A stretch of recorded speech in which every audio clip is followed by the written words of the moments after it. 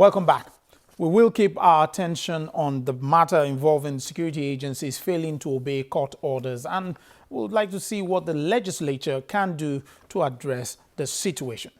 Now to our next report, which looks at the decision of the Senate to investigate alleged irregularities in the approval of some contracts by the Bureau for Public Procurement.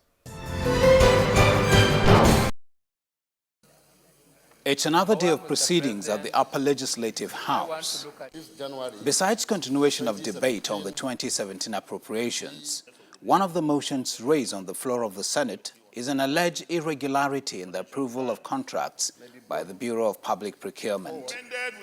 According to the sponsor of the motion, Senator Dino Melaye, while Doe Project Limited was recommended for the rehabilitation of Numan Jalingo roads for 11.7 billion naira, the BPP awarded the contract to Rock Bridge Construction Limited at 12.8 billion naira, and that while the Ministry of Works recommended Don Macris Global Resources Limited for the rehabilitation of Nenwe Nomwe Mburubu Nara Road project at 5 billion naira, the BPP awarded it to Arab Contractors Nigeria Limited at 6.4 billion naira. The BPP, in contravention of Public Procurement Act, went beyond its mandate to award the contract to companies not recommended by the procuring entity. For instance, the procuring entity recommended Dwes Project Limited for the rehabilitation of Numan Jalingo Road for 11.7 billion. The BPP awarded the contract to Rock Bridge Construction Limited at 12.8 billion. There was contributions on the motion. While some of the senators are asking that its Committee on Works be sensitive to timing so that the contract is not stalled, some argue that issues of technical expertise must also be considered when the probe of the matter commences. Whatever investigation we are doing should not prejudice the continued performance of that contract, because if we do, it means that by the time we get into the rainy season, these people will not be able to work again. There must be strict adherence to certain levels of quality performance. From the list that I have seen in this motion, the two first-in companies appear to have a history of road building. The two that were initially recommended don't seem to have obvious records. The Senate resolved that its Committee on Public Procurement should investigate the allegation and present a report in 4 weeks. Now it's time to take a look at some other issues the lawmakers considered during the week. The House has mandated its Committee on Power to conduct an investigation to identify any constitutional breaches by the Niger Delta Power Holding Company.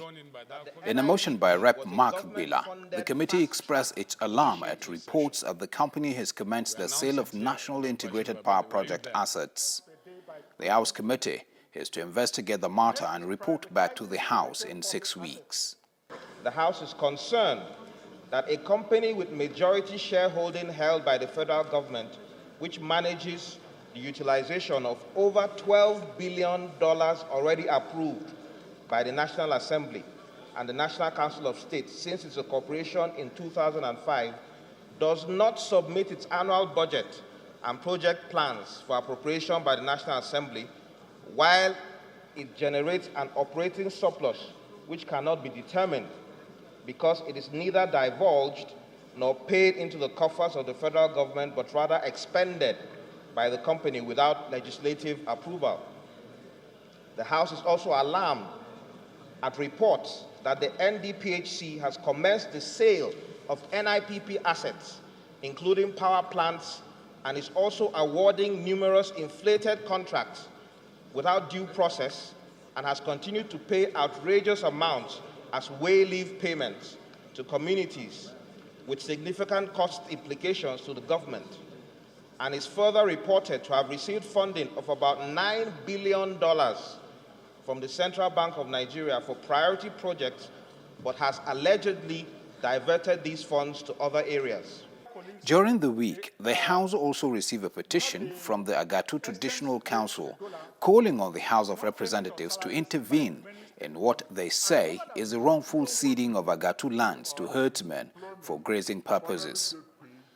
According to the petition, the 10 district heads and entire people of Agatu never gave their consent to the transaction. The lawmaker who represents the community and who presented the petition to the House says the situation on ground is one that needs the quick intervention of federal authorities. The petition is meant to intimate the National Assembly on the happenings in Agatu right now, and to possibly invite those who signed the agreement with the headsmen. I'm also going to follow up the petition with the motion, either tomorrow or Thursday. I will come under matters of urgent public importance, telling the House the already dangerous situation that has been created by this arrangement. Right now, Agatu is sitting on a keg of gunpowder that is ready to explode. Because by this heinous arrangement, the headsmen are already hanging around the borders of Agatu, ready to come in and inherit the lands they claim that have been ceded to them. So they are there, fully armed to the teeth, and our youths are already agitating. So if they come in and if there's any little resistance from the youth, of course you know what's going to happen. This keg of gunpowder will definitely explode, and then there will be another bloodbath again. We don't want to witness any other bloodbath again. In 2016, we had a very ugly situation. We've not recovered from that problem. The buildings, Agatu has not been rehabilitated from the destruction caused, the mayhem caused by these headsmen. And now they want to give the same land to these headsmen. It's unthinkable. The Northwest Caucus in the House of Representatives have passed a vote of confidence on the President, Muhammadu Buhari, and his administration. The caucus, which is made up of both PDP and APC lawmakers from the zone, made this declaration after a 2-hour meeting in the House of Representatives. The leader of the caucus and chief whip of the House, Rep. Al-Hassan Dogwa, also said Nigerians cannot afford to miss Buhari in 2019. He said the lawmakers also consider the security challenges in the zone and call for a coordinated and concrete plan on how to address the issue. The northwest zone of this federation is to some extent left to the background as far as the budget is concerned. And we as members representing our people have a lot of concern about the less intervention that we have received in the 2017 budget. And thank God the budget is now before the National Assembly for consideration.